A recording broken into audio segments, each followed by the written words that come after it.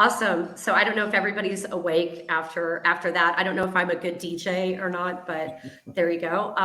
Hi, everyone, and welcome to GrowthX.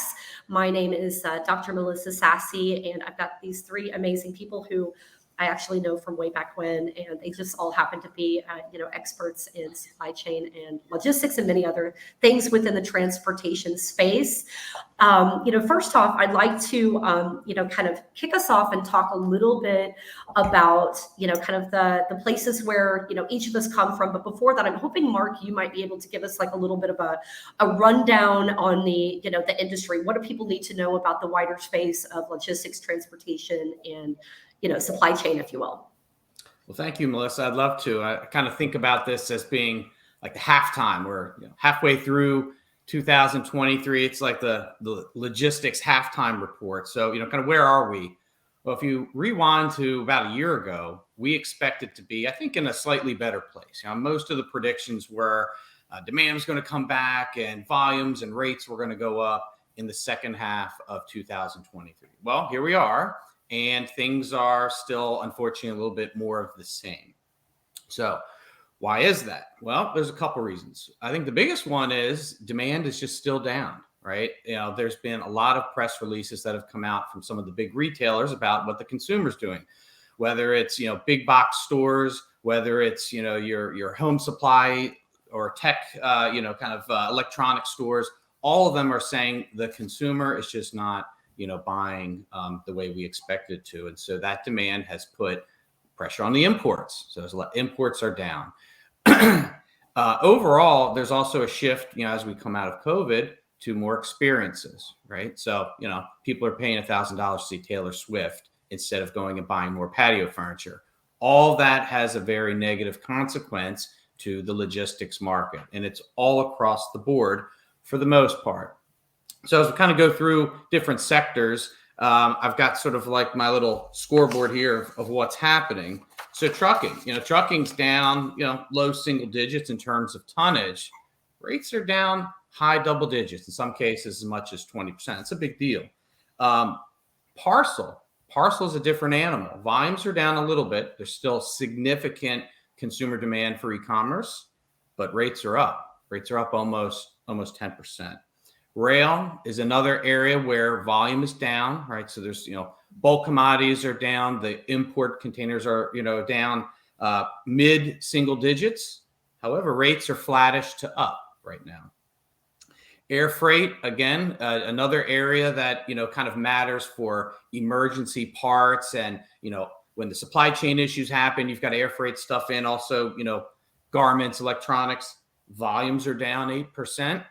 Rates are down 20, in some cases as much as 50%, depends on the region of the world. So that's pretty big. Ocean freight's another one's how we get most of our goods imported into the region here, down 10%. Rates from the peak are down 70%. Now, granted, the rates were up hundreds of percent during COVID. So, it's coming back to a little bit more of normal, rate levels, but they're still kind of 2019 pre-COVID levels today. And then lastly, less than truckload. So when you ship just one pallet of goods or perhaps two, volumes down about 10%, rates are holding flat. And so what's interesting about this, as you think across the spectrum of, the transportation part of it, businesses that operate networks. So the parcel networks with depots and hub and spoke, same thing with LTL, same thing with the railroads. Their volumes are down a little bit, but the rates are holding true, right? It's also, there's barriers to entry to create new ones. The ones that are more point to point, so your truckload, air freight, ocean freight, volumes are down, but rates are materially down. So, that may sound like all doom and gloom. However, there are some bright spots in the supply chain today. Warehousing is a particular one. Vacancies are starting to come up, but still warehouses are pretty full. There's still too much inventory out there. And another area that is a very positive one is the cold storage and the cold supply chain, which really supports our, for the most part, food supply chain. And demand is still up. People still are preparing for their Memorial Day, cookouts, and maybe trading down from lobster tails to hot dogs, but it still has to move in a refrigerated truck and stay in a refrigerated warehouse. And so that's, been somewhat of a bright spot.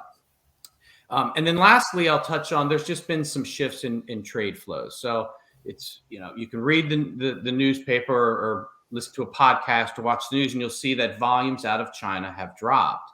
But they haven't just dropped and that demand disappeared. It's shifting to other places. So, we're seeing major increases in volumes out of Vietnam, and the continued growth from Mexico, where you're spending some time today and hopefully for parts of the summer, it continues to increase year over year as we continue to experience this nearshoring trend. So there's things are shifting around. Things have come down in terms of demand, but we'll work through this. And so for me to put a prediction out there, I'm going to go out on a limb. I think it's going to be not until 2024, as we get into the springtime, as we get into this weather next year, when we start to see a real recovery in freight volumes and rates. And part of that's because it's going to take a little bit of time for extra capacity to come out of the system, and we'll rebalance.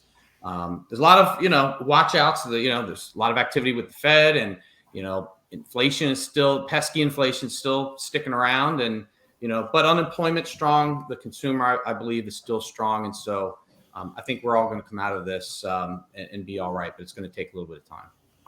So before we jump in and kind of talk a little bit about each of our respective companies, what we do, Marc, what's keeping you up at night? So when you hear about these industry stats, where's your head at? Well, it's interesting. What keeps me up at night is when there's too much uncertainty, when we're not sure what's going to happen. Is the Fed going to raise rates? Are we going to go into a recession? Should I be, battening down the hatches and preparing for, something very negative? Or, is it going to be okay? Because that leads to indecision. And the nature of my work is to help companies manage change. So if we're planning on doing no change, we're just going to stay still. That's a tough one.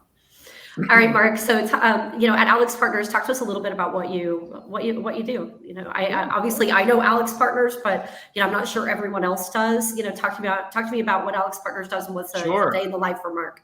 So, little history. Jay Alix founded it in 1981. That's the company's named after him, and the goal back then was just to get more value out of a company that was in financial distress for all the stakeholders. And so, time is of the essence and important.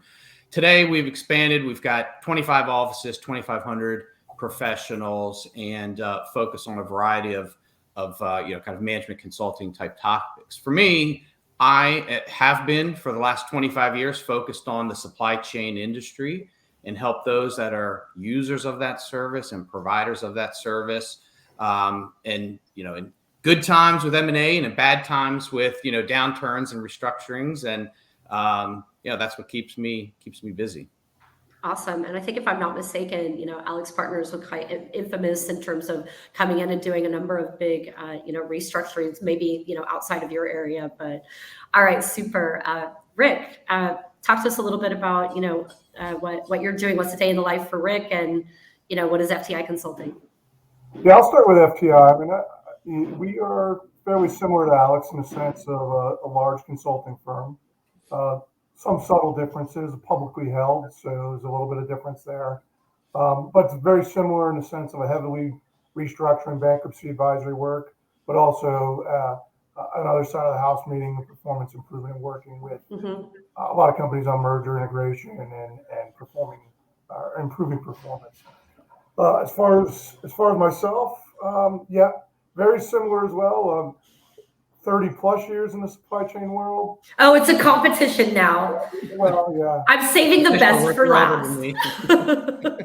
But it's about half of my time has been in advisory work, about half in industry and in the 3PL industry as well. So. All right, super. So I think Marc and Rick get to play kind of quasi CEO or CFO for the day, I imagine, or for the month, or however long it takes you to, come and restructure doing all the things that you're doing. Paul, what about you? Talk to us a little bit about STG Logistics and a day in the life of the CEO of STG.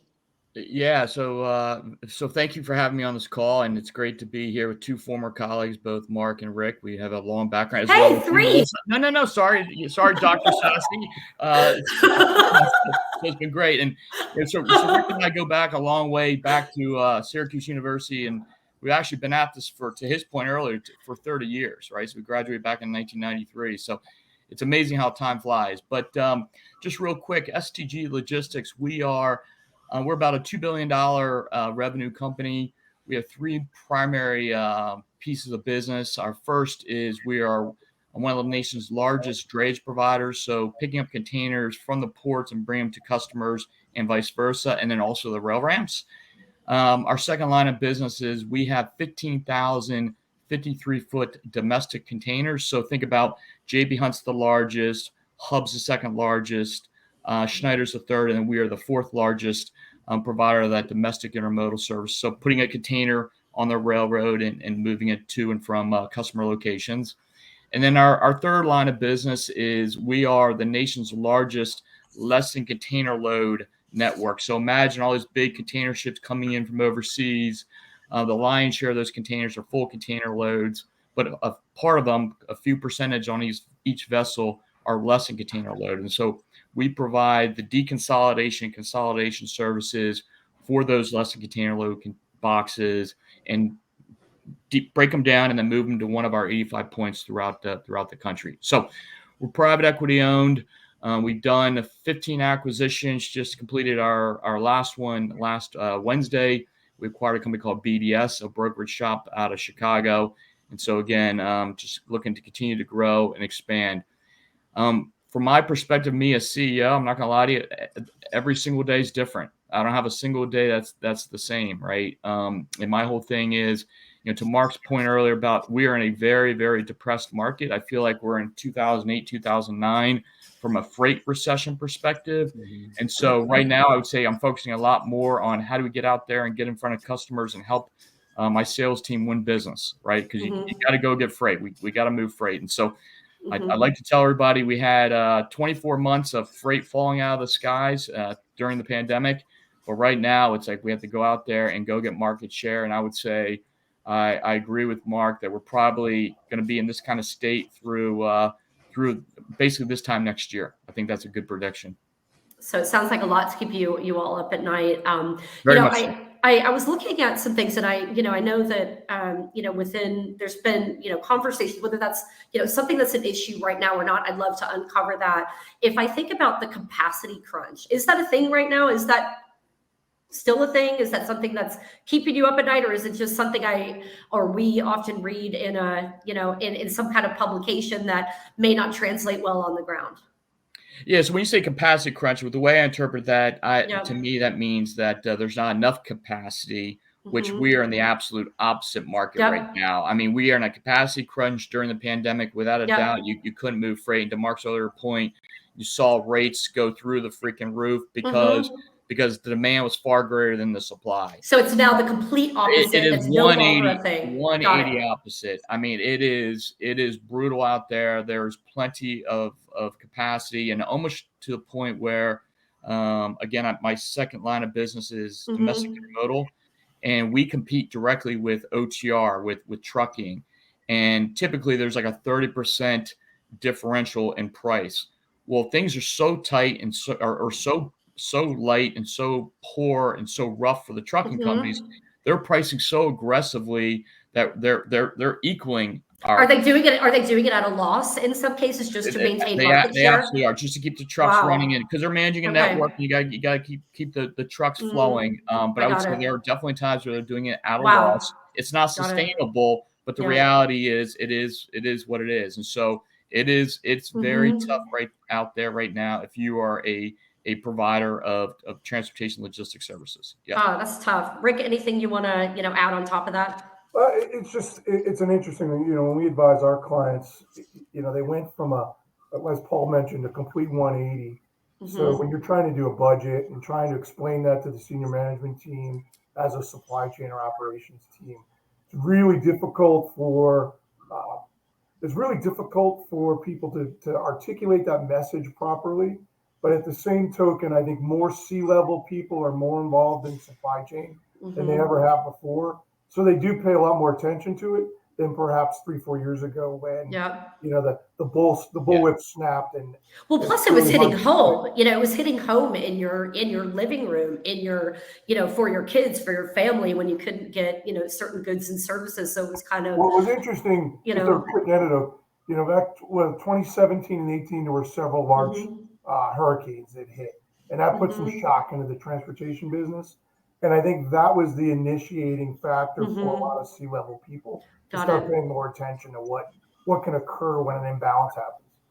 And maybe possibly in my hometown buying way too much toilet paper, perhaps, but we're not going to talk about that here. All right. All right. That's a story for another day, because that accidentally happened to me, not on purpose. But again, we're not here to talk about how much you pay. Better than too little. I know. Yeah. All right. Perfect. So let's talk about this startup space.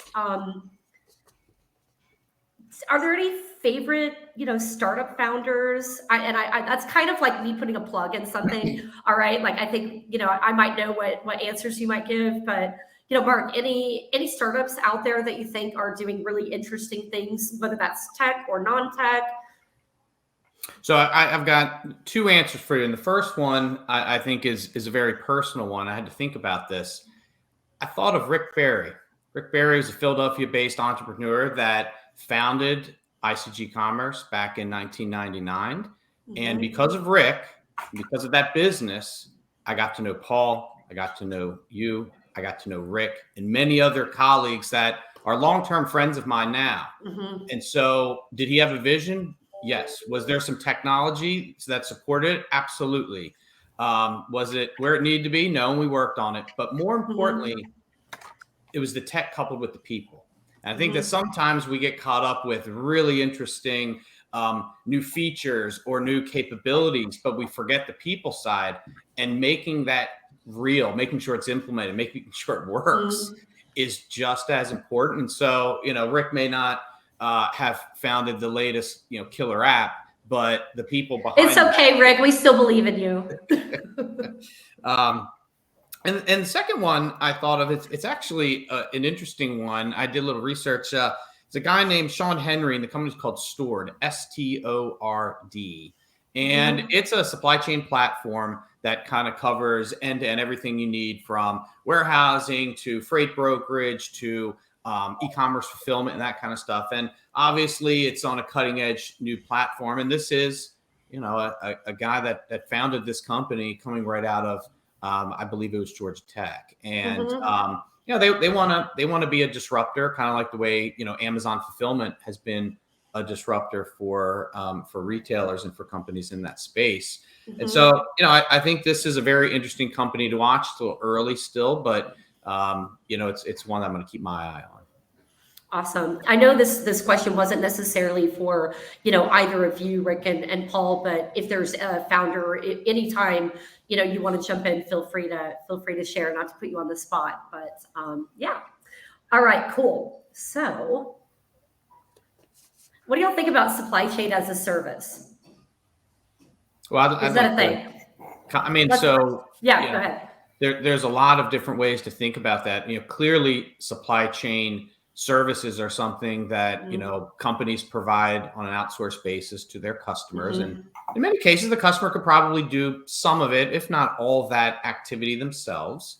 I think the ability to host platforms on, kind of a cloud basis certainly has helped some of these. But when you think about, is it as a service, then is it a real-time service? So I'll give you another example. There's a warehouse provider out there called Flex, or Flexi, Flexe. It's kind of on-demand parcel storage. It's part-time, seasonal goods, stuff like that. This is new. This is kind of interesting, and it's not the gig economy, but it's probably is kind of close to being able to tap in and tap out of a solution very quickly, as you're going to see when we're talking about brick and mortar buildings and labor to store and move goods. So I think that's an interesting one. And if you talk to I think the C-level executives about what's going on in their business, supply chain is top of mind. Rick is absolutely right. And it's more recently that this is an interesting topic. But if they can outsource and they can use a supplier as a service for these things and get better technology, perhaps better know-how and capabilities, this is an area that's going to continue to grow and has grown since we all started logistics. It's grown faster than the economy. I mean, my opinion is if you really look at supply chain as a service, you could technically go back to what Paul does 50 years ago, right? Outsourced trucking or having a for contract hired trucking is a service, right? But it's kind of developed into the 3PL industry. Yep. Has gone a long way into doing things with, like to Mark's point, fulfillment and then transportation, delivered to the door. Now it's really starting that some of the new technology where companies are starting to trust some of their forecasting and demand planning to a software firm out as an outsource provider. That's really that next gen where this is going. Are there any, particular, companies that you're seeing or, kind of use cases, when it comes to, software houses or, is that kind of sitting behind, the company's purview, if you will? Anything that stand out? I mean, there are. I mean, the traditional enterprise providers are very active in the space, but I think they're, it's like anything else. So they're being pushed by the disruptors to really to continue to be relevant, right, at the end of the day. And some of those disruptors become their R&D at the end of the day, right, where they'll buy them as a, and enroll that in as part of their services.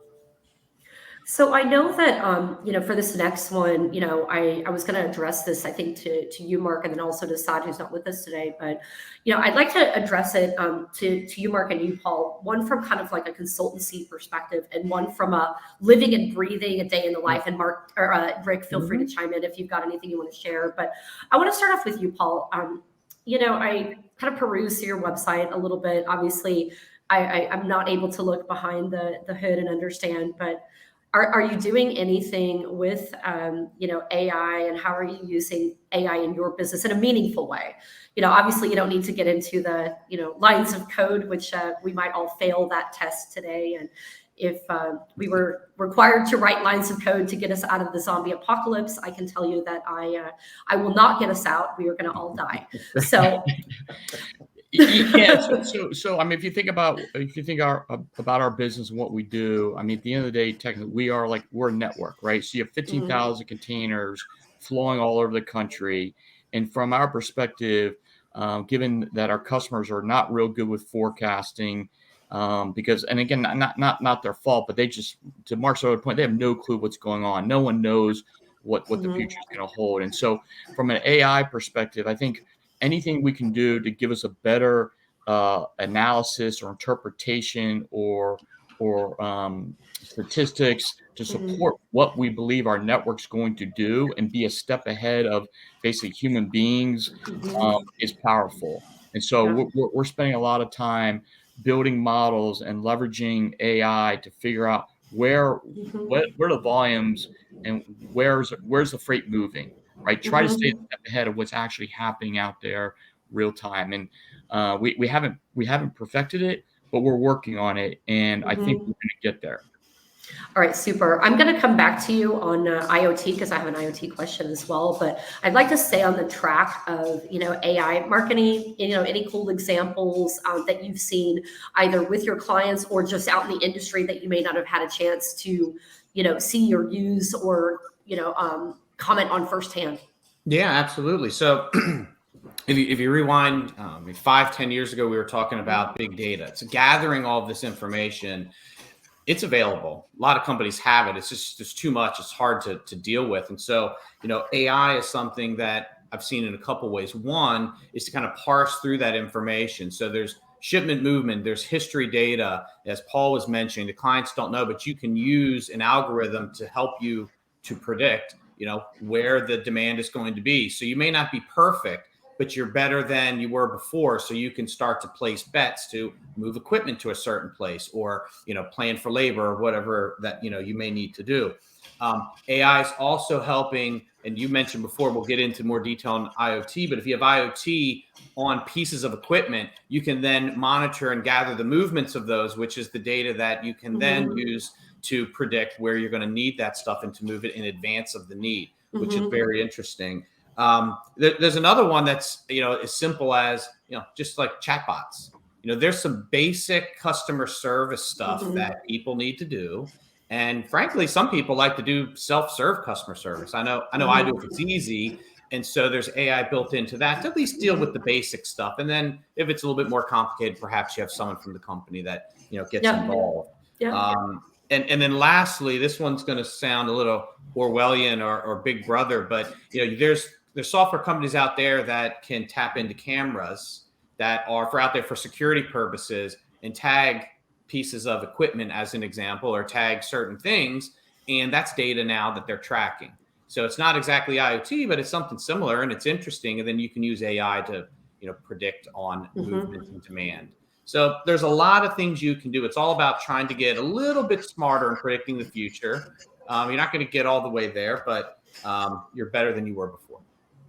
So I know I didn't put this on kind of the, this is kind of like my Easter egg, if you will. And I know you guys are all good at thinking fast on your feet, but, as we're talking about data and AI, and again, I don't want to put you, on your, on notice here if you're not prepared to answer this, and that's okay. But, I started thinking about, as I was putting this together and as I was hearing you talk about the role that, data protection, privacy, security, compliance, how do you keep the nefarious characters, out of your systems.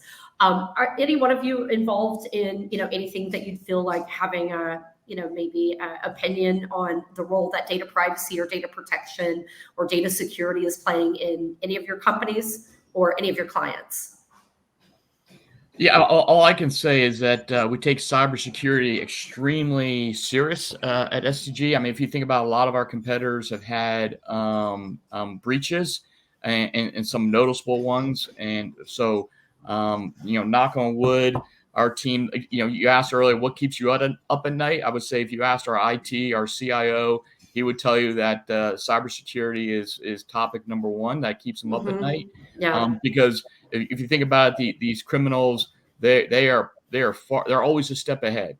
Yeah. It's like they're using AI to stay a step ahead. So all I can say is it's just absolutely top of mind, and we take it very, very serious. And because, again, no one wants their data out there. No different than us as individuals. We don't want our medical records or our personal records getting out there. So it is uber sensitive. Yeah, I would just add, it's probably from our business, one of our fastest growing practices. And it's interesting, I do a lot of diligence work. Even a year ago, that was never part of the diligence. It is included in every diligence now when we do. Good. That's really promising. That's really promising. I think, I ran this startup accelerator that I founded when I was at IBM, and it was all about data privacy, data security, compliance, mainly, fintech, health tech, insurtech, areas that I think, Paul, you just mentioned, keeping your most sensitive data safe and secure. And, it was really wild just thinking about some of the stats. And I remember stumbling upon some, within the supply chain, space. So definitely something to look out for. All right, we're going to get us back on track. I want to talk about IoT now. So Paul, any cool stuff you've got going on in the IoT space that you think is, I don't know, either new, different, putting the world on notice? Well, no, I think so. So Mark kind of hit on, like, in our world, honestly, understanding where all of our equipment is and having GPS. I actually have a call with my team right after this one at 9:30, where we talk about, we got to make sure that we have GPS trackers in every single one of our pieces of equipment. And I mean, so creating a network, understanding where your equipment is at all times, right? So if there's a detention, demurrage, an accessorial charge where the customer doesn't think they're responsible for, quite honestly, in today's world, we don't know. Right. And so you got to get GPS trackers on all the pieces of equipment. and it'll help you understand where the equipment is, and then can help you plan where you need to send the equipment. So I think it goes back to that data too. Like, how are you collecting the right data? Develop that network. And again, in our world, being a transportation provider, that is paramount. That's everything to us. Understanding where our assets are at all times is really, really important. And then using artificial intelligence to figure out where they should be, try to stay a step ahead of our customers.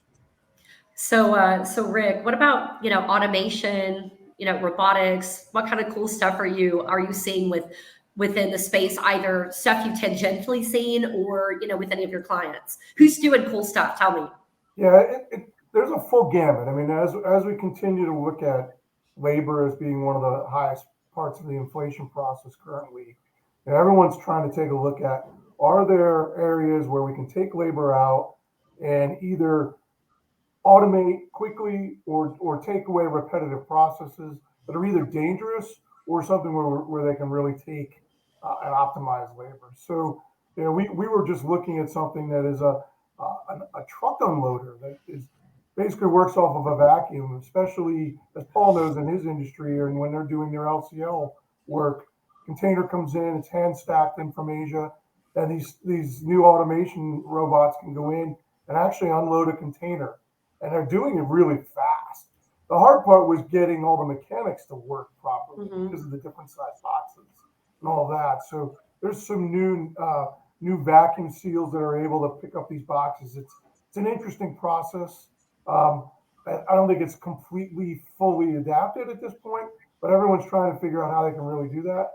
And then in some of the manufacturing facilities we've been in lately with our clients, that's really, I think, especially now, and Marc brought it up about nearshoring, as more manufacturing either comes back into the U.S. or nearshoring, and the labor situation is not getting any better, how can we really automate some of those processes and take advantage of that while ultimately keeping American labor busy, perhaps being being the engineers managing these systems versus just having them unload boxes. I hear you. So kind of looking at how can people be skilled, reskilled, upskilled, so they're moving on to, more. All right into your world, right? Yeah, that's right. All right, Paul, are you doing any cool stuff with, robotics, automation? You have trucks running around out there driving themselves, bringing me my snacks, because I'm telling you, I'm here in Mexico and I need a snack right now. No, yeah, we're not that advanced. I ultimately believe that autonomous vehicles will happen. I just think it's going to take some time for it to happen. And I would say almost like an airplane. Airplanes can basically fly themselves, but you still got two pilots up front, right? And so I think our world will struggle with seeing, picture a grandmother, 70 years old, driving down the road and looking up and not seeing an individual in a a 80,000 pound vehicle. So ultimately the technology will be there, but I do not envision, at least in our working careers, having completely autonomous trucks going over our major highways. But I think from a robotics perspective, so a lot of businesses are starting to outsource from the USA to like Colombia and using companies like Lean.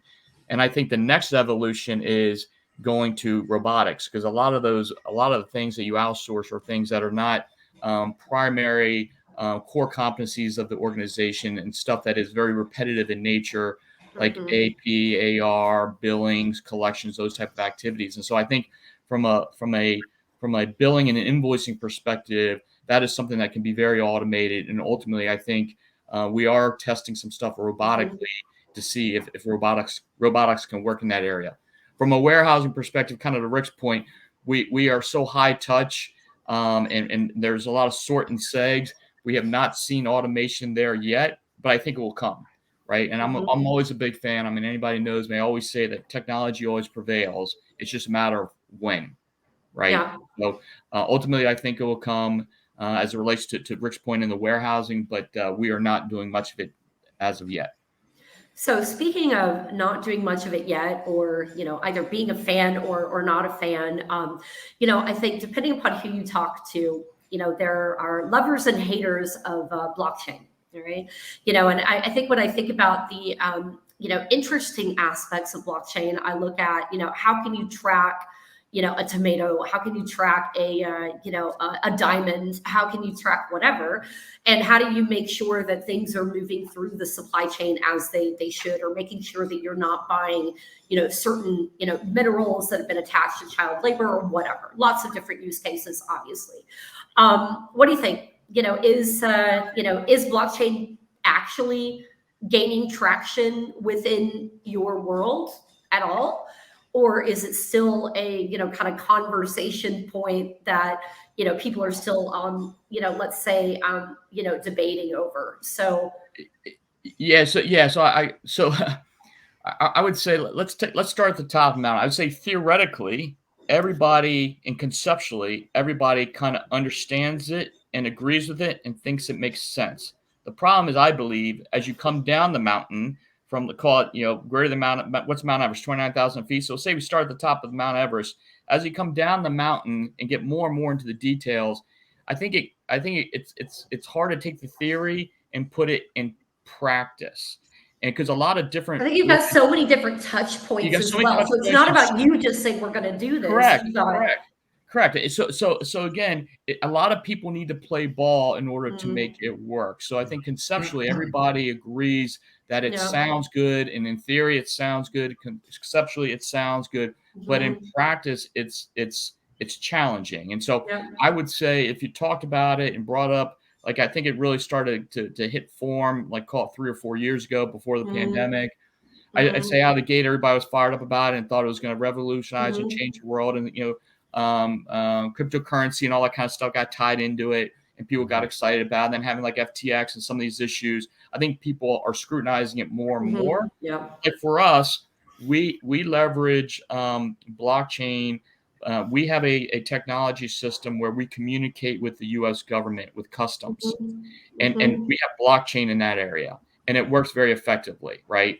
And so I think in certain areas, if the right parties involved are engaged and are committed to doing it, I think it can work. But I think longer term, I think it's going to be a much slower growth than people have expected. Well, the value chain is quite complicated, especially when you're talking about certain, let's talk about agriculture, and you're trying to bring, again, you go back to like the tomato example, where you've got a small rural farmer that, may not necessarily even be, reading or whatever at a whatever level. So now you're talking about blockchain. All right. Maybe that farmer doesn't even have access to the internet. So what are we doing? So I understand. Okay. Correct. Yeah. Again, conceptually, brilliant idea, creative, but I think it's going to take a lot longer for it to really make serious traction. All right. I'll just add, Melissa, there's one interesting pilot going on with the ocean providers, especially in the chemical space, where they're using blockchain to move things like the certificate of authorization, originality. There's a lot of paper that goes through the ocean industry. It makes a lot of sense. But to your point, everybody's got to play for it to really work. And, there are complexities around automating certain things and getting every different government entity to sign off on those. So it is in practice right now, but it's a pretty rocky road. Yeah, technology work proven. You've got to get all parties involved to agree to all that transparency. And there's certain applications where it's very necessary and everyone's willing. And there's many others, maybe more, that everyone isn't. Yeah, I hear you. I think, if I think about a lot of the work that, I've done over the last few years with some of the UN, roundtables that I've been a part of, that are all about, kind of trust, transparency, and, kind of looking at how do we bring, technical solutions to far corners of the earth. It's always a conversation around, looking at the latest and greatest technologies that might be implemented in the developed world, but then how do you truly, expect to go from like this to that, in an emerging economy where they might not necessarily, again, going back to that same example, have access to the internet, have access to computers, have access to, digital skills to be able to even have a conversation and decide whether it's, something right for them. All right, cool. So speaking of technical innovation, I was reading this thing about, digital twins, and I've kind of seen more of a digital twin example in like health tech. And there's this health tech startup that I really love out of Canada, and you can do a lot of really interesting predictive modeling with your twin. I don't know if the world needs any other Dr. Sassies in the world, but we're just going to put that right there. Is that a thing in supply chain? Rick, I'll put that on you first, but obviously Mark and Paul. Rick is like, oh dear God, what have I gotten into? I get to start on that one. Have fun, Rick. Exactly. Hey Rick, have your digital twin do it. Yeah. Full disclosure, when I first heard about a digital twin, I thought it was my Memoji on my new iPhone, where it looks like me. Right. That makes sense.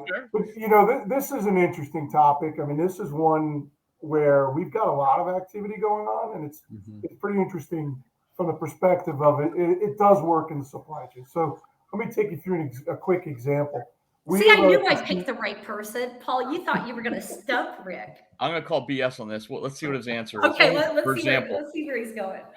So we have a consumer goods client of ours that we've done a lot of network optimization for them, looking at where they should put their inventory, where are their buildings, all of that. Now we're using that network tool that took a while to build and build properly with all of their data. And so along the way, they started having big problems in Paul's world around detention, demurrage, having containers coming in. And there were where they would ship 150 containers on one vessel and none on the next vessel a week later. So they're having a lot of those problems. So we built a digital twin for them on their network optimization tool so that we can predict where all of their detention is going to come from, and therefore start to prepare and move inventory out of the buildings when these containers are coming in. At the same token, we're taking that now and forward deploying inventory, looking at some of the other predictive modeling on their forecast. Whereas before, their forecast typically looked historically, and it kind of made some tweaks to it. Now they're feeding in real-time data that is really starting to provide them with a much better visibility of kind of what's happening real time, so they can react a lot faster. So really a digital, a supply chain digital twin, or whatever order you're supposed to put those words in, is really just predictive modeling and putting it into a little avatar. Oh, avatar. More or less. Right? I don't know. Is that right?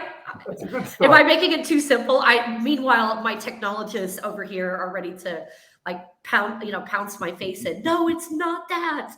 I told you needed to have a techie on the call with you.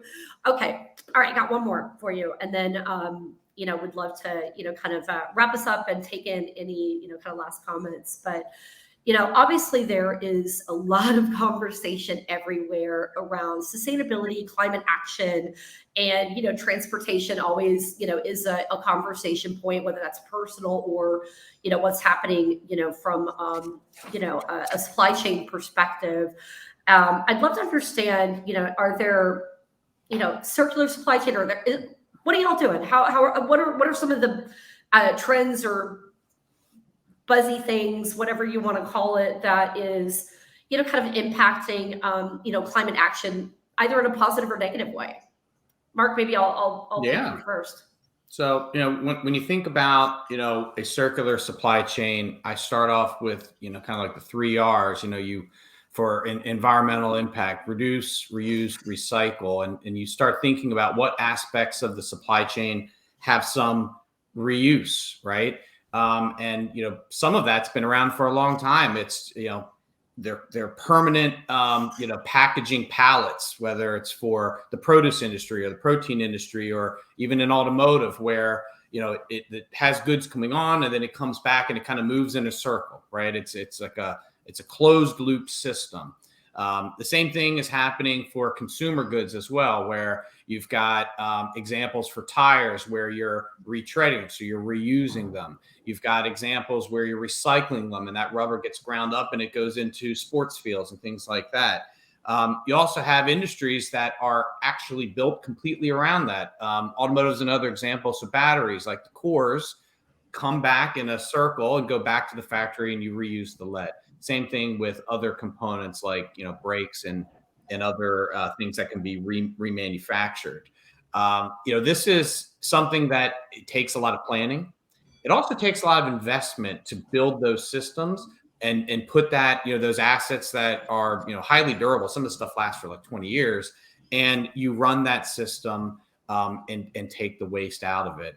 We also have programs out there related to cell phones. I mean, most, people, they're not even adults now, have a cell phone, and, you upgrade and you trade that phone in. Though the inner working pieces of that phone are reused and put into, perhaps the same market or even other markets around the world. And so we're reusing those trace minerals and other components in there.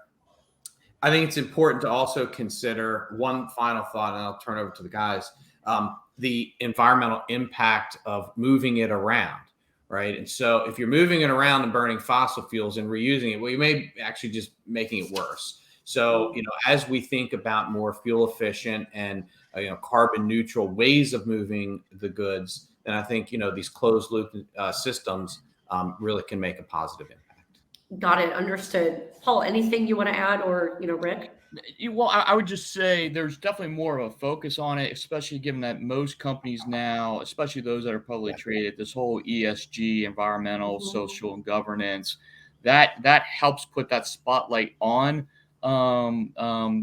logistics, supply chain, and reverse logistics, and all those type of things. So I think there's a lot to be said for it, and you're going to see more and more of it. And what's that saying? One man's trash is another man's treasure, right? And so I think the reality of it, there's more information, more data, more communications. I just feel like there's be more marketplaces that allow people to buy and sell and make sure that we take care of the so-called waste. Because like I said, one man's trash, another man's treasure. So I do believe that you're going to see more and more of that happening. And I think the ESG phenomenon or focus really is going to make it even more relevant. And again, we're intermodal. So we look at our carbon impact compared to like trucking. We're 4 times friendlier to the environment than trucking. And so again, I kind of just make a plug. If you can move it over the road and you got some time, or you can move it over the rail and you're a little bit less time sensitive, put it on the railroad, go intermodal. All right, super. Rick, any last comments before I ask us one quick thing, and then we'll let you off the hook and let you move on to your day? No, I just reiterate what the guys have said already. It is beyond phenomenon. It's reality now, and businesses have to plan for it. And, it's not always the cheapest alternative, but it's the right alternative for Earth. Right. Yep. I kind of see it as doing well while doing Well good. said. So making the world a better place, but also, still, being there, for the purpose of business that's creating value, making money. All right. Super. Marc, any last one sentence you want to leave folks with? What is it? Don't mortgage your future to kind of deal with situations right now. I want to reiterate what Rick and Paul were saying about ESG. Like, this is not a Y2K blip. This is a new way of operating. Yep. And there's plenty of executives out there that aren't taking this seriously or kind of throwing it in. You're going to pay for it later. So as you're going through a replenishment cycle for equipment and stuff, think about ESG. Build it as part of your business, because you're going to be forced to relatively soon, actually.